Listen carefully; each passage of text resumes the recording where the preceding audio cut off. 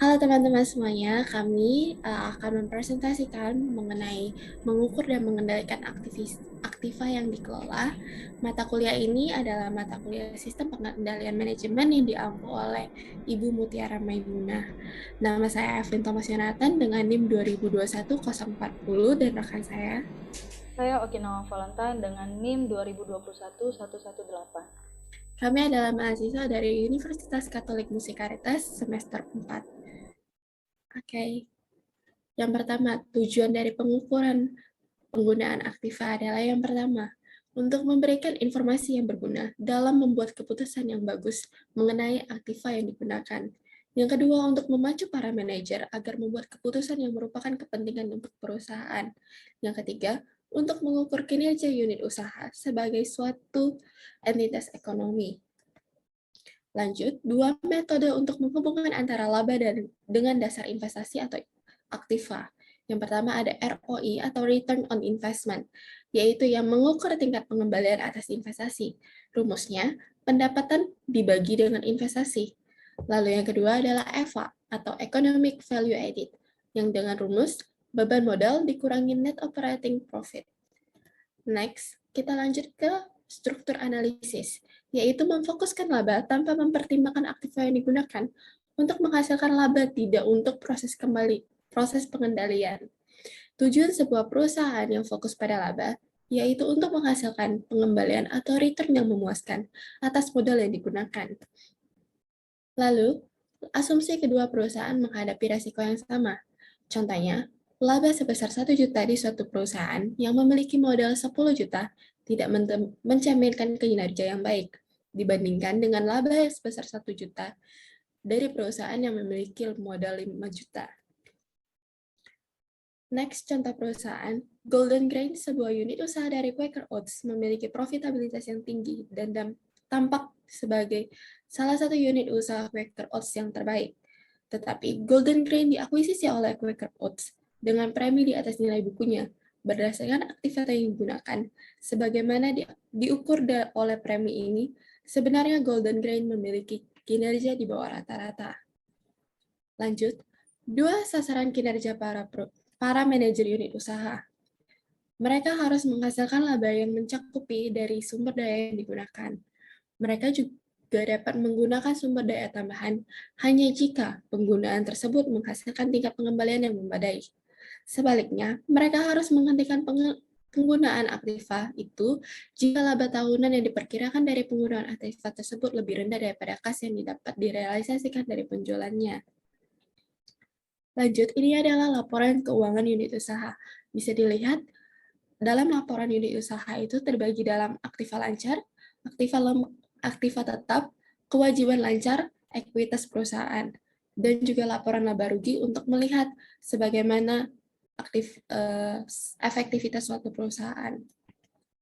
Next, menunjukkan dua cara dalam menghubungkan laba dengan aktiva menggunakan yang pertama, tingkat pengembalian aktif atas investasi atau ROI menggunakan suatu rasio perbandingan. Lalu nilai tambah ekonomi atau EVA, yaitu jumlah uang, tapi bukan rasio. Lalu, AT&T menggunakan EVA untuk mengevaluasi para manajer usahanya. Contoh, Long Distance Group terdiri dari 40 usaha yang menjual jasa, seperti sambungan 0 to 800 telemarketing menggunakan dan sambungan telepon umum. Seluruh biaya modal dari switching equipment sampai pengembangan produk baru dialokasikan ke 40 unit usaha tersebut.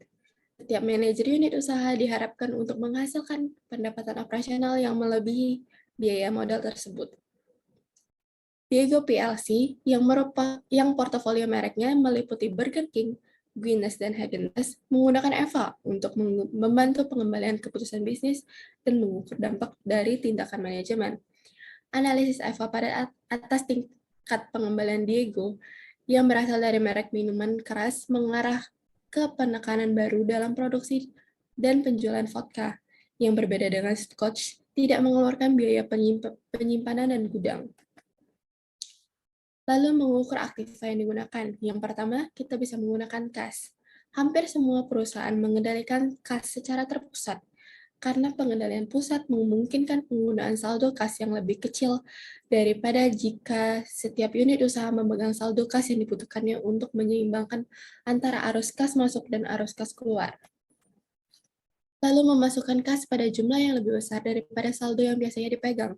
Jumlah yang lebih besar ini diperlukan untuk memungkinkan perbandingan dengan perusahaan. Hanya saja, jika kas aktual ditunjukkan, tingkat pengembalian dari unit internal akan terlihat sangat tinggi dan dapat menyesatkan manajemen senior. Beberapa perusahaan mengabaikan unsur kas dalam dasar investasi, karena jumlah kas tersebut mendekati kewajiban lancar atau current liabilities. Jika demikian, jumlah piutang dan perusahaan akan mendekati jumlah modal kerja atau working capital. Selanjutnya, manajer unit usaha mempengaruhi piutang secara langsung dan secara tidak langsung. Secara langsung, penetapan persyaratan kredit dan persetujuan atas kredit individual dan barter kredit. Yang kedua, wewenang mereka dalam menagih kredit telah jatuh tempo. Lalu, secara tidak langsung, kemampuan manajer unit usaha untuk menghasilkan penjualan. Persediaan dicatat pada jumlah akhir periode. Meskipun rata-rata antar periode lebih baik secara konsep, perusahaan menggunakan LIFO untuk tujuan akuntansi keuangan, maka metode penilaian lain biasanya digunakan untuk pelaporan laba unit usaha, karena saldo persediaan LIFO cenderung lebih rendah pada periode terjadinya inflasi. Dalam kondisi tertentu, persediaan sebaiknya dinilai pada biaya standar atau rata-rata. Biaya yang sama sebaiknya digunakan untuk mengukur HPP ada pada laporan laba rugi unit usaha. Persediaan barang dalam proses atau work in process didanai melalui pembiayaan dibuka atau advance payment atau pembayaran cicilan progress payment dari konsumen. Seperti yang biasa terjadi, jika barang tersebut membutuhkan waktu produksi yang lama, pembayaran tersebut akan dikurangi dari jumlah persediaan kotor atau gross inventory amounts atau dilaporkan sebagai kewajiban. Contoh persediaan yang dilaporkan sebagai kewajiban, yaitu dengan produksi selama setahun atau lebih, Boeing menerima pembayaran cicilan untuk pesawat-pesawat yang diproduksi dan mencatatnya sebagai kewajiban. Perusahaan mengurangkan utang usaha dari persediaan, dengan dasar bahwa utang mencerminkan pendanaan atas sebagian persediaan oleh pemasok, tetapi biaya unit untuk usaha. Model perusahaan yang dibutuhkan untuk persediaan, yaitu selisih antara jumlah persediaan kotor dan utang. Saat suku bunga tinggi atau kredit diperketat, para manajer didorong untuk mempertimbangkan guna mengorbankan diskon tunai yang ditawarkan, supaya tambahan pendanaan disediakan oleh pemasok. Di pihak lain, menunda pembayaran akan mengurangi aktiva lancar bersih atau net current asset yang mungkin bukan merupakan kepentingan perusahaan, karena hal tersebut akan membahayakan peringkat kredit atau credit rating. Next, kita masuk ke model kerja secara umum. Perusahaan memasukkan seluruh aktiva lancar ke dalam dasar investasi tanpa mengeliminasi kewajiban lancar. Metode ini menyatakan terlalu tinggi jumlah modal corporate yang diperlukan untuk mendanai unit usaha. Hal ini disebabkan kewajiban lancar adalah sumber modal, yang seringkali biaya bunga sama dengan 0. Lalu semua kewajiban lancar dapat dikurangkan dari aktiva lancar. Metode ini menyediakan ukuran yang baik atas modal yang disediakan oleh perusahaan. Dan untuk perusahaan memiliki harapan agar unit usaha bisa memperoleh pengembalian. Next, kita masuk ke properti, pabrik, dan peralatan. Dalam akuntansi, aktiva tetap pada awalnya sebagai biaya perolehan, dan biaya ini dihapuskan melalui penyusutan sepanjang umur aktiva. Hampir semua perusahaan menggunakan pendekatan yang relatif sama dalam mengukur profitabilitas atas dasar aktiva dari unit usaha. Hal ini menyebabkan masalah serius dalam penggunaan sistem tersebut untuk tujuan yang dimaksudkan. Permasalahannya ada apa saja? Yang pertama, akuisisi peralatan baru.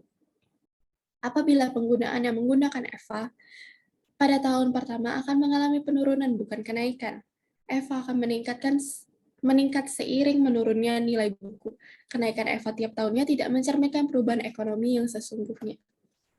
Apabila diukur dengan ROI, akan terjadi ketidakkonsistenan yang sama. Apabila aktiva telah disusutkan yang dimaksudkan ke dalam dasar investasi pada nilai buku bersih, maka profitabilitas unit usaha itu akan dinyatakan secara salah pada nilai buku bersih, dan manajer unit tidak termotivasi untuk mengambil keputusan mengenai akuisisi yang tepat. Nilai buku kotor atau fluktuasi dalam ROI dan EVA dari tahun ke tahun dapat dihindari, yaitu dengan memasukkan unsur aktiva yang dapat disusutkan dalam dasar investasi pada nilai buku kotornya dan nilai buku bersih. ROI yang dihitung berdasarkan nilai buku kotor maka akan selalu menyatakan terlalu rendah tingkat pengembalian yang sebenarnya.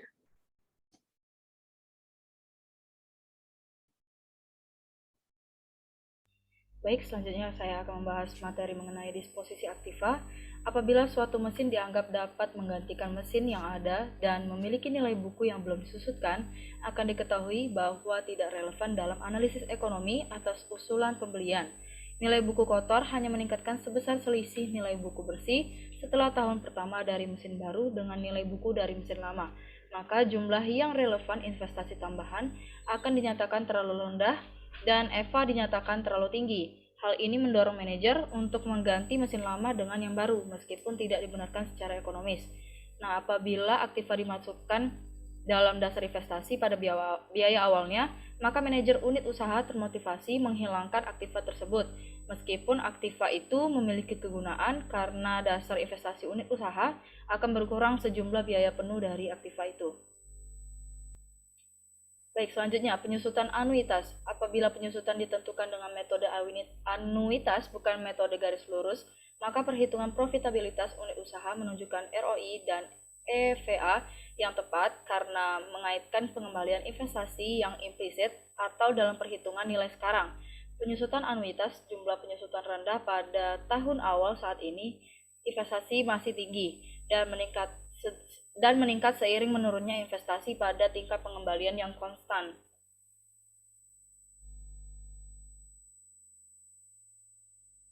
Metode penilaian yang lain. Beberapa perusahaan menggunakan nilai buku bersih namun menetapkan batas bawah, biasanya 50%. Ini sebagai biaya awal yang dapat dihapus. Nah, hal ini mengurangi distorsi yang terjadi di dalam unit usaha yang memiliki aktiva yang tua. Kesulitan dalam metode ini bahwa suatu unit usaha dengan aktiva tetap yang memiliki nilai buku bersih di atas 50% dari nilai buku kotornya dapat mengurangi dasar investasi, yaitu dengan sepenuhnya membuang aktiva-aktiva yang masih bagus. Next. Selanjutnya kita masuk ke aset-aset yang disewa usahakan. Perjanjian sewa untuk usaha merupakan perjanjian pendanaan, yaitu perjanjian yang memberikan alternatif menggunakan aktiva yang seharusnya didapat dari pendanaan dengan menggunakan utang atau modal. Sewa guna usaha finansial adalah sama dengan utang dan dilaporkan dalam neraca. Contoh sewa guna jangka panjang yang setara dengan nilai sekarang dari arus beban sewa. Keputusan pendanaan biasa diambil oleh kantor pusat, maka dari itu, pembatasan biasa diperlakukan pada kebebasan manajer suatu unit usaha untuk melakukan sewa guna usaha atas aktiva. Aktiva yang menganggur. Jika suatu unit usaha memiliki aktiva yang menganggur atau idle asset yang dapat digunakan oleh unit lain, maka unit usaha tersebut dapat diperbolehkan untuk mengeluarkan aktiva tersebut dari dasar investasinya, dengan tujuan untuk mendorong para manajer unit usaha guna melepas aktiva menganggur tidak dapat digunakan oleh unit lain. Maka pemberian izin untuk menjual atau mengganti aktiva tersebut akan menimbulkan tindakan-tindakan yang disfungsional. Aktiva tidak berwujud. Beberapa perusahaan cenderung untuk melaksanakan penelitian dan pengembangan yang intensif, sedangkan perusahaan lain cenderung fokus pada pemasaran. Ada keuntungan mengkapitalisasi aktiva tidak berwujud dan kemudian mengamortisasikannya selama masa manfaat dengan menghitung aktiva ini sebagai investasi jangka panjang. Manajer unit akan memperoleh manfaat jangka pendek yang lebih sedikit dari pengurangan atas pengeluaran yang diperlukan untuk pos tersebut.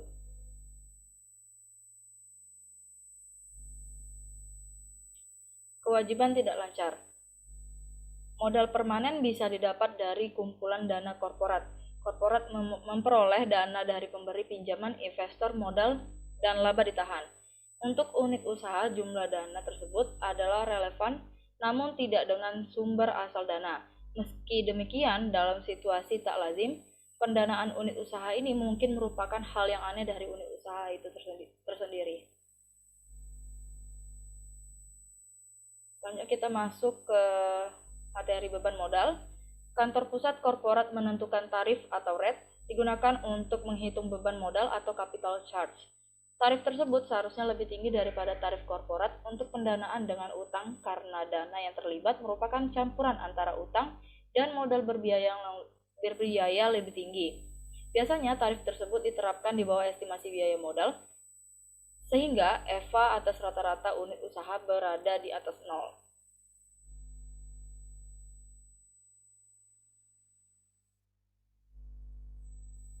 Survei-survei praktik.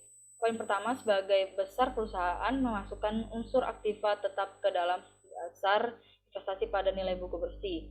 Poin kedua, karena ini merupakan jumlah di mana aktiva tersebut dicatat dalam laporan keuangan tersebut, yang mana mencerminkan jumlah modal yang digunakan dalam divisi tersebut. Selanjutnya kita masuk ke 3 keuntungan ROI. Poin pertama, ROI merupakan pengukuran yang komprehensif, di mana semua mempengaruhi laporan keuangan tercermin dari rasio ini. Yang kedua, ROI mudah dihitung, mudah dipahami, dan sangat berarti dalam pengertian absolut. Yang ketiga, ROI merupakan denominator yang dapat diterapkan ke setiap unit organisasi yang bertanggung jawab terhadap profitabilitas tanpa memperdulikan ukuran dan jenis usahanya. 4 keunggulan EVA. Yang pertama, seluruh unit usaha memiliki sasaran laba yang sama untuk perbandingan investasi. Yang kedua, keputusan-keputusan yang meningkatkan ROI suatu pusat investasi dapat menurunkan laba keseluruhan. Yang ketiga, tingkat suku bunga yang berbeda dapat digunakan untuk jenis aktiva yang berbeda juga. Lalu yang terakhir, EVA berlawanan dengan ROI, memiliki korelasi positif yang lebih kuat terhadap perubahan-perubahan dalam nilai pasar perusahaan. Mengapa penciptaan nilai pemegang saham sangat penting bagi perusahaan? Yang pertama itu karena dapat mengurangi resiko pengambil alihan atau takeover. Yang kedua, menciptakan nilai tukar untuk agresivitas dalam merger dan akuisisi. Dan yang ketiga, mengurangi biaya modal sehingga memungkinkan investasi lebih cepat untuk pertumbuhan masa depan. EVA dapat diukur dengan cara yaitu dengan pengurangan dari laba bersih dikurang dengan beban modal, atau beban modal sama dengan biaya modal kali modal yang digunakan, atau bisa juga menggunakan cara EVA sama dengan modal yang digunakan lalu dikalikan dengan ROI dikurang biaya modal. Pada di buku tampilan 7.12 itu ada tampilan perbedaan ROI dan EVA. Next. Selanjutnya kita masuk ke pertimbangan tambahan dan dalam mengevaluasi manajer.